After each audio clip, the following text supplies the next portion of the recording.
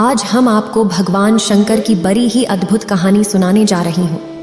एक बार भगवान भोलेनाथ पृथ्वी लोक पर भ्रमण के लिए गए तो उन्होंने एक युवा को देखा। वह ईश्वर को दोष देता जा रहा था। वह अपने जीवन से निराश था, दुखी था। तब भगवान शंकर बौद्ध भिक्षु का रूप धारण करके उस युवा को असली दुख के बारे में ज्ञान देते हैं। तो चलिए इस कहानी के माध्यम से समझते हैं कि असली दुख क्या होता है। अगर आप यह कहानी सुन रहे हैं तो पूरा सुनिए। इस कथा को आधा अधूरा छोड़कर जाने की गलती मत करिएगा, क्योंकि इस पवित्र कथा को पूरा सुनने से मनचाहा फल की प्राप्ति होगी। इसलिए इस कथा को पूरा सुने। आप शिव भक्त हैं तो भोलेनाथ का अनादर ना करें। सुख और दुख एक ही सिक्के के दो पहलू हैं। ये बात तो आपने सुनी ही होगी। सुख और दुख हमारे जीवन में लगातार आते ही रहते हैं और हमें लगता है कि हमारे जीवन में हजारों दुख हैं, हजारों समस्याएं हैं। लेकिन अगर आप वास्तविक तौर पर देखें, अगर आप इस बात को अच्छी तरह से समझें, तो आप ये समझ पाएंगे कि हमारे जीवन में केवल एक ही दुख होता है। और दुख क्या है वो हम इस कहानी के माध्यम से जानेंगे। और उस दुख का निवारण, उस दुख का समाधान क्या है, वो भी हम इस कहानी में ही जानेंगे। तो इस कहानी के अंत तक जरूर बने रहिए। एक समय की बात है, एक गांव में एक व्यक्ति रहता था। उसका नाम सोनू था। वह बड़ा आलसी था और अपने जीवन से बहुत निराश था। और उसका कारण यह था कि उसने अब तक अपने जीवन में कुछ भी हासिल नहीं किया था। वह कुछ भी नहीं करता था। उसके घर वाले भी इस बात से बहुत परेशान रहते थे। वे चाहते थे कि वे बाहर जाकर कुछ अच्छा काम करें, कोई अच्छी नौकरी कर ले, लेकिन वह उनकी एक नहीं सुनता था। उसके घर वाले दूसरों का उदाहरण देकर उसे ताने मारते थे, उसे तरह तरह की बातें कहते थे, लेकिन उसे कोई फर्क नहीं पड़ता था। जबकि उसके सारे मित्र कामयाब हो चुके थे। कोई अच्छा व्यापार कर रहा था तो कोई अच्छी नौकरी कर रहा था, जिस कारण जब भी वो लोग मिलते तो वे लोग अपनी बढ़ चढ़कर बड़ाई किया करते। लेकिन सोनू कुछ नहीं करता था, जिस कारण जब भी कोई उससे पूछता कि तुम क्या कर रहे हो, तो वह कुछ नहीं कह पाता। उसे यह कहने में बहुत शर्म महसूस होती थी कि वह कुछ नहीं करता। वो हमेशा सबसे केवल एक ही बात कहता था कि मैं कोशिश कर रहा हूं। लेकिन उसकी कोशिशों का कोई भी फल किसी को नजर नहीं आ रहा था। देखते ही देखते अब ऐसा समय आ चुका था कि सोनू सभी से मुंह छिपाता फिरता, ताकि कोई उसे यह न पूछ ले कि तुम क्या करते हो, जिस कारण वो कभी किसी के सामने भी नहीं आता था। धीरे धीरे उसका मन दुखी होने लगा था। वह बहुत निराश रहने लगा था। उसे अब ऐसा प्रतीत होता था मानो वह इस धरती पर बोझ है, जिस कारण वो अपने आप को बहुत अकेला महसूस करता, बहुत तन्हा महसूस करता। एक दिन तो उसके मन में ये भी विचार उत्पन्न होने लगे कि मेरे हाथों में कुछ नहीं है तो मैं क्या कर सकता हूँ। अकेले बैठकर वह रोता रहा और भगवान को दोष देता रहा। एक दिन छुपता छुपाता वह घर से निकलकर कहीं जा रहा था। तभी उसने रास्ते में देखा कि एक बौद्ध भिक्षु लोगों को प्रवचन दे रहे हैं और प्रवचन में वह दुख की बातें कर रहे हैं। सोनू कुछ देर के लिए अपना मुंह छुपाकर वहीं पर खड़ा हो गया ताकि उसे कोई देख न ले, और चुपचाप वह उन भिक्षु की बातें सुन रहा था। बौद्ध भिक्षु सभी को प्रवचन में कह रहे थे कि दुख हमारा सबसे बड़ा साथी है। हमें दुख अपने जीवन के बारे में समझाता है और हमें सही जीने का तरीका बताता है। यह हमारे गुरु की तरह है, जिससे हमें सीखना चाहिए। आप चाहें तो अपने जीवन में अपने दुखों को अपना गुरु बना सकते हैं और उससे सीख सकते हैं, या फिर आप चाहें तो अपने दुखों पर बैठकर रो सकते हैं। लेकिन इससे आपको कोई लाभ नहीं मिलेगा, बल्कि आप दिन ब दिन और कमजोर होते जाएंगे, निराश होते जाएंगे। सोनू छुप छुप कर उन बौद्ध भिक्षु की ये सारी बातें सुन रहा था। जैसे ही उपदेश खत्म हुआ, वह उन बौद्ध भिक्षु के पास पहुंचा।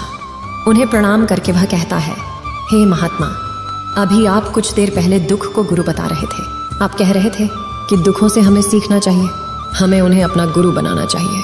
लेकिन मैं भी तो अपने दुखों से परेशान हूँ, अपने जीवन से परेशान हूँ। मैंने अब तक जो दुख झेला है, मुझे तो कभी ऐसा प्रतीत नहीं हुआ कि मेरे दुख मुझे कुछ सिखा रहे हैं, बल्कि मुझे तो हमेशा यही लगता है कि वो मुझे पीड़ा दे रहे हैं, तकलीफ दे रहे हैं। पर दुख की पीड़ा बहुत भयंकर होती है। ऐसा लगता है अब इसके बाद हमारा जीवन समाप्त हो जाएगा, इसके बाद हमें कुछ नहीं मिलने वाला, और यहाँ तक कि हमें मृत्यु भी उसके सामने कम लगती है। जब लोग ताने मारते हैं, जब लोग यह कहते हैं कि तुम क्या कर रहे हो, तो मन को बहुत ठेस पहुंचती है। और मैं उनसे कुछ नहीं कह पाता।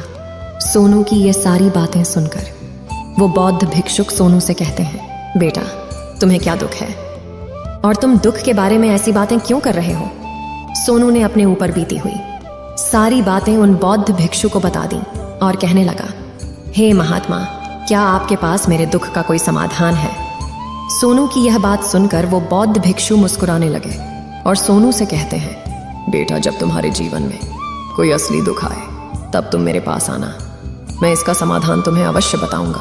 उन बौद्ध भिक्षु की यह बात सुनकर सोनू थोड़ा सा अचरज में पड़ गया। उसे यह समझ नहीं आ रहा था कि क्या उसने अब तक जो दुख झेला है वह असली दुख नहीं है। उसने जो अब तक पीड़ाएं सही हैं, जो ताने सहे हैं, जो तकलीफें उठाई हैं, क्या वह असली दुख नहीं है? आगे वह मन ही मन अपने आप से कहता है कि जब मुझे मेरे अपने नहीं समझ पाए तो ये बौद्ध भिक्षु मुझे क्या समझेंगे। इतना सोचकर वह वहां से चला गया। सभी लोगों के ताने सुन सुनकर सोनू बहुत थक चुका था तो बहुत निराश हो चुका था, जिस कारण उसने निर्णय लिया कि वह अब कुछ करके दिखाएगा। उसने अपने पिता से थोड़ा सा रुपया लिया और उस रुपया से उसने एक व्यापार शुरू किया। उसके पिता बहुत खुश थे कि कम से कम मेरा बेटा कुछ करने का प्रयास तो कर रहा है, लेकिन उसे व्यापार में कोई सफलता नहीं मिल रही थी, जिस कारण वो बहुत ही हताश हो चुका था। वह बहुत निराश हो चुका था। उसे ये समझ नहीं आ रहा था कि वह क्या करे, किस तरह से अपने व्यापार को आगे बढ़ाए। तभी उसके पिता ने उससे कहा, बेटा कोई बात नहीं, इसी तरह से प्रयास करते रहो, आज नहीं तो कल सफलता अवश्य मिलेगी। सोनू ने अपने पिता की बात मानी और अपने व्यापार में और भी कड़ी मेहनत करने लगा।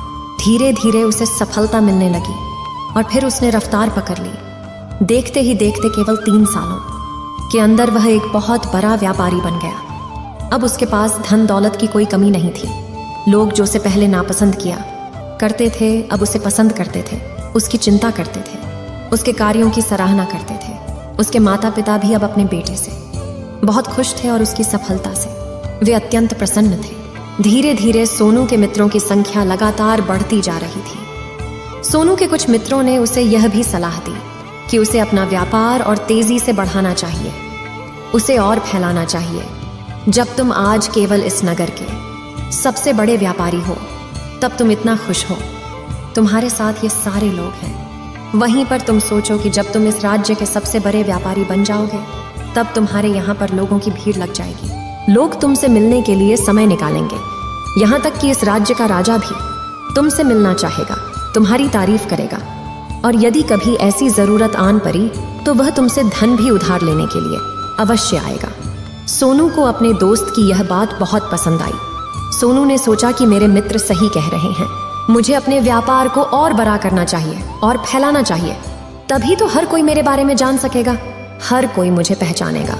उसने बिना देरी किए अपने समय को बिना गवाए अपने व्यापार में और मेहनत करने लगा।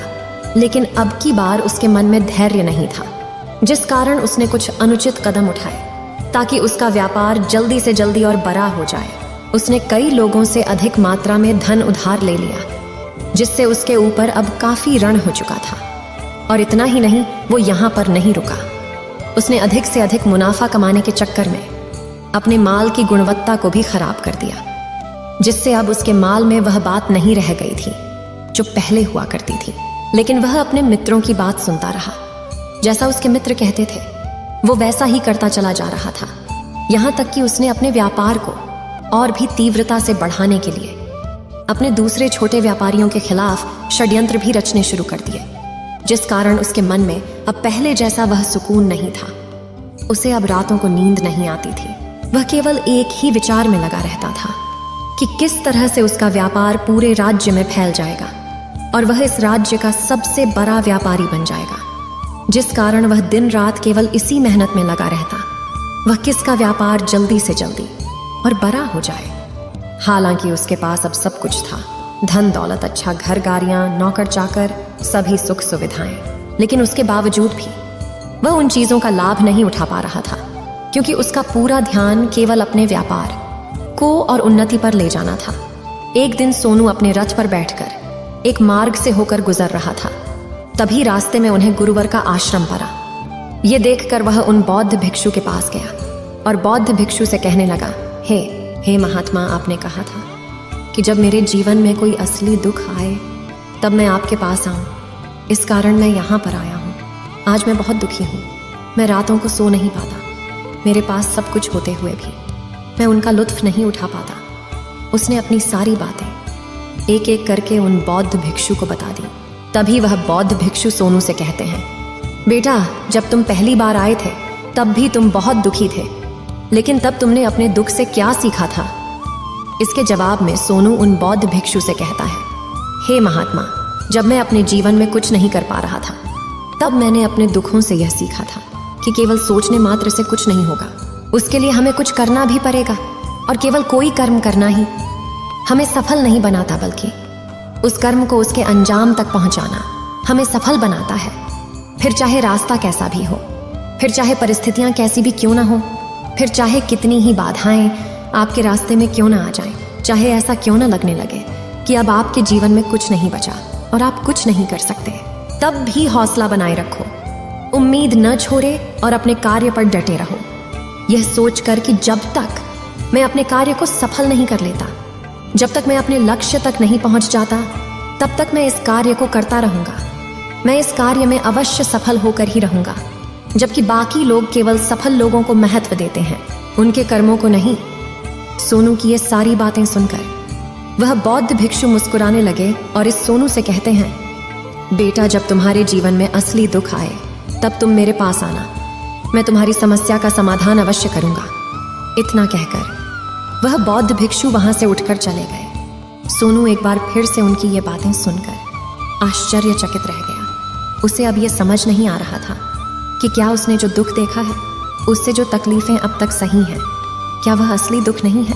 उसके मन में अब एक सवाल उत्पन्न होने लगा कि असली दुख क्या है और इसकी पहचान क्या है, और मुझे कैसे पता चलेगा कि इस समय में असली दुख मैं हूं। लेकिन उसने कुछ नहीं कहा। वह यह सब सोच ही रहा था कि तभी वह बौद्ध भिक्षु सोनू के पास एक बड़ा सा घड़ा लेकर पहुंच जाते हैं। उस घड़े के अंदर सोने के सिक्के थे। उस घड़े को देते हुए वह बौद्ध भिक्षु सोनू से कहते हैं, बेटा, तुम इसे उस पैर के नीचे दबा दो, क्योंकि ये मेरे किसी काम का नहीं है। जब मुझे इसकी जरूरत पड़ेगी तब मैं वहां से खोद कर इसे निकालूंगा, लेकिन अभी के लिए इसे वहां पर मिट्टी के नीचे दबा दो। सोनू ने उस बौद्ध भिक्षु की बात मान ली और वो घड़ा उस पैर के नीचे जाकर मिट्टी में दबा दिया। इतना करके वह गुरुवर को प्रणाम करता है और वहां से वापस अपने घर की ओर लौट जाता है। धीरे धीरे समय बीतता गया। समय के साथ साथ सोनू व्यापार में और भी ज्यादा उन्नति कर चुका था, लेकिन माल की गुणवत्ता अच्छी न होने के कारण अब उसके व्यापार में घाटा होने लगा। और धीरे धीरे ऐसा समय आया कि उसका व्यापार पूरी तरह से चौपट हो गया। अब उसके पास कुछ नहीं बचा था, बल्कि उसने जो कर्जे लिए थे वो कर्जे भी अब उसे चुकाने थे। लेकिन वह तो यह सोचकर निश्चिंत था कि उसने जो कुछ भी कर्जे लिए हैं वो कर्जे उसने अपने मित्रों से लिए हैं, जिस कारण वह उन्हें लौटाने में थोड़ी देर अवश्य कर सकता है।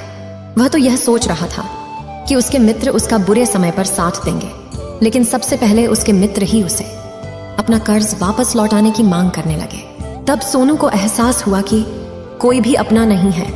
उसने अपने मित्रों से उस कर्ज को लौटाने के लिए थोड़ी सी मोहलत मांगी, लेकिन सोनू के किसी भी मित्र ने उसे कर्ज लौटाने के लिए वह मोहलत नहीं दी, बल्कि वे लोग उसे जान से मारने की धमकी देने लगे। अपने मित्रों के मुंह से यह सब सुनकर सोनू बहुत ही आश्चर्यचकित रह गया।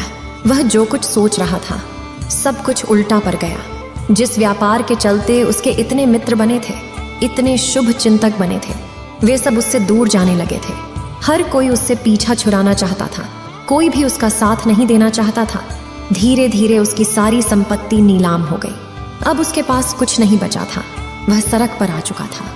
उसने हार मानकर अपने माता पिता से कहा, पिताजी, मेरी मदद कीजिए, मेरे ऊपर बहुत ऋण है, मुझे उसे लौटाना है, कृपा करके मुझे थोड़ा सा धन दे दीजिए। इस पर सोनू के पिता ने सोनू से कहा, बेटा, मेरे पास तो ले देकर बस यही एक छोटा सा घर है। अगर ये अभी मैं तुम्हें दे दूं, यदि मैं इसे भी बेच दूं, तो मैं और तुम्हारी माँ कहाँ रहेंगे? हमें भी दर दर की ठोकरें खानी पड़ेगी, हमें भी सड़कों पर भीख मांगनी पड़ेगी। ले देकर अब हमारे पास केवल यही संपत्ति बची है, इसलिए मैं तुमसे क्षमा मांगता हूँ।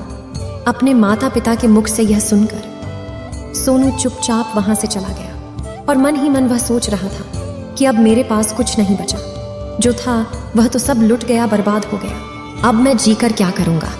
अब मेरे पास केवल एक ही रास्ता है जिससे मैं अपने कर्जदारों से अपना पीछा छुड़ा सकता हूं। यह सोचता हुआ वह एक ऊंची पहाड़ी की ओर पहुंचा। वह पहाड़ी पर चढ़ता ही जा रहा था कि तभी उसे याद आया कि उन बौद्ध भिक्षु ने कहा था कि जब तुम पर असली दुख आए तभी तुम मेरे पास आना, मैं तुम्हारी समस्या का समाधान अवश्य करूंगा। यह सोचकर सोनू के मन में एक बार फिर उम्मीद की। वह लहर दौड़ पड़ी।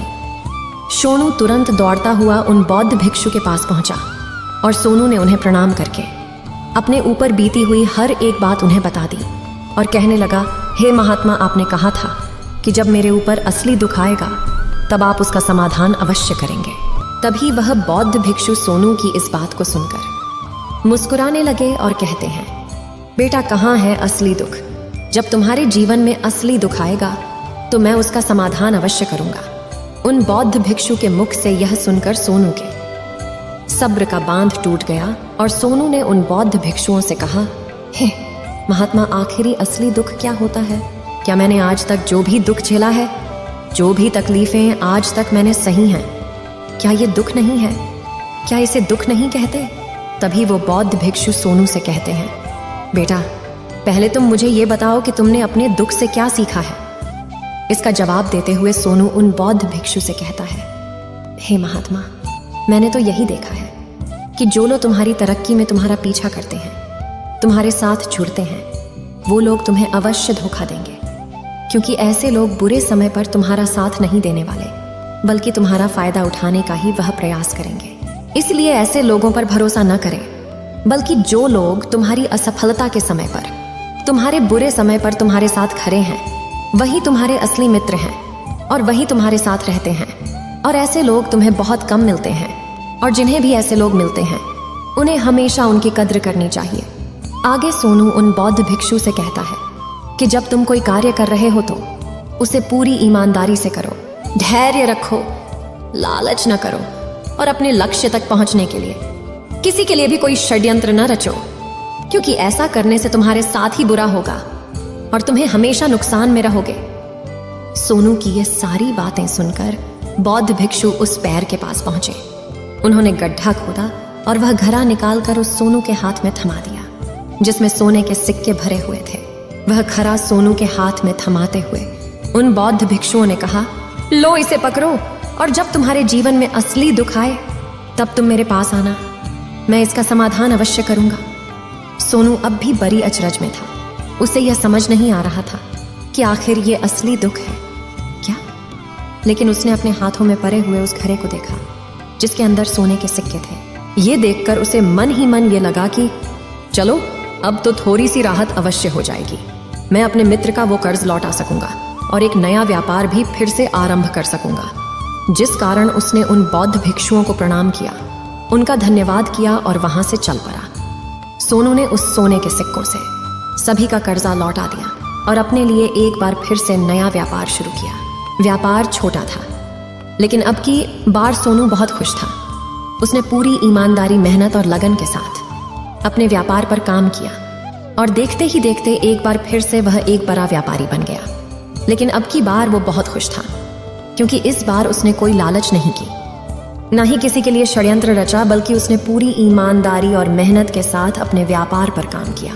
लेकिन जैसे जैसे आप धनी होते जाते हैं, जैसे जैसे आप अमीर बनते जाते हैं, आपके मन में एक डर और उत्पन्न होने लगता है, और वह अपनी दौलत को न खो देना, जिस कारण आप लोग दान करना शुरू कर देते हैं, पुण्य करना शुरू कर देते हैं, लोगों की मदद करते हैं, ताकि आपके जीवन में कभी कोई दुख ना आए। लेकिन यह जीवन सुख और दुख का संगम है, जिस कारण हर किसी को सुख और दुख से होकर गुजरना ही पड़ता है। इसी वजह से एक बार फिर से सोनू के जीवन में एक और दुख उत्पन्न हुआ। अब की बार उसके माता और पिता दोनों की मृत्यु हो गई। सोनू अपने माता पिता से बहुत प्रेम करता था, जिस कारण उसके मन को बहुत गहरा आघात पहुंचा। जब आखिरी बार वह उन्हें देख रहा था तो उसके मन में हजारों सवाल उत्पन्न होने लगे। वह अपने घर लौटा। घर लौटकर उसने देखा कि जिस संपत्ति के लिए वह हमेशा लड़ते झगड़ते रहते थे, आज उसकी देखभाल के लिए कोई नहीं था। उसके माता पिता ने जो भी मेहनत की, जो भी अपने जीवन में इकट्ठा किया, सब यही रह गया। लेकिन अब सब कुछ खत्म हो चुका था और सोनू का मन अब बहुत बेचैन हो रहा था। उसके मन में हजारों सवाल उत्पन्न हो रहे थे और वह अपने आप को बहुत अकेला महसूस कर रहा था। उसे बहुत खाली सा महसूस हो रहा था।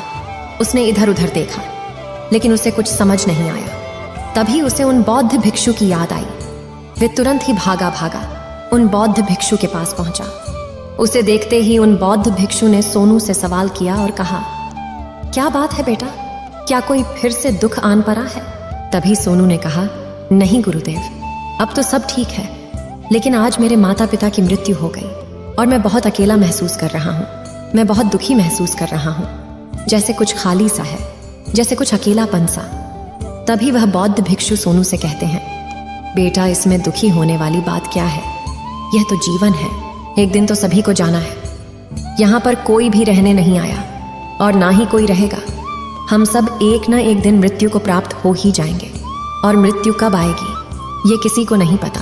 हो सकता है कि तुम्हारी मृत्यु कल ही हो जाएगी, या फिर आज और अभी। यह सुनकर सोनू आश्चर्यचकित रह गया। उसने उन बौद्ध भिक्षु से कहा, हे महाराज, आप ये क्या कह रहे हैं? मैं तो अभी जवान हूँ और मुझे तो अभी अपनी पूरी उम्र जीना है। मैं तो जीना चाहता हूँ, कुछ करना चाहता हूँ, और आप कह रहे हैं कि मैं कभी भी मृत्यु को प्राप्त हो सकता हूँ। इस पर वो बौद्ध भिक्षु सोनू से कहते हैं, बंदे, इस भ्रम में मत रहना कि मृत्यु केवल बूढ़े को आती है। बूढ़ों के सामने तो उनके जवान बच्चे तक मर जाते हैं। मृत्यु कभी किसी की उम्र देखकर नहीं आती और ना ही किसी को बताकर आती है।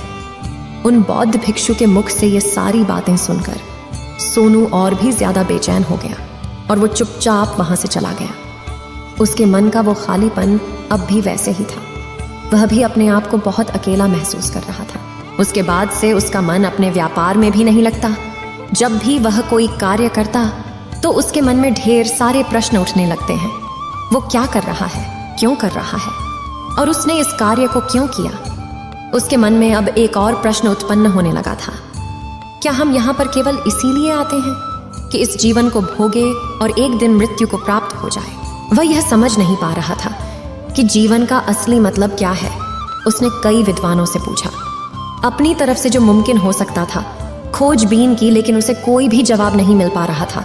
और जब उसे कोई जवाब नहीं मिला तो उसका दुख और भी बढ़ गया, जिस कारण उसके मन की बेचैनी और भी बढ़ चुकी थी। और उसे यह समझ नहीं आ रहा था कि वह क्या करे, कहाँ जाए, किससे पूछे। तभी उसे फिर से उन बौद्ध भिक्षु की याद आई।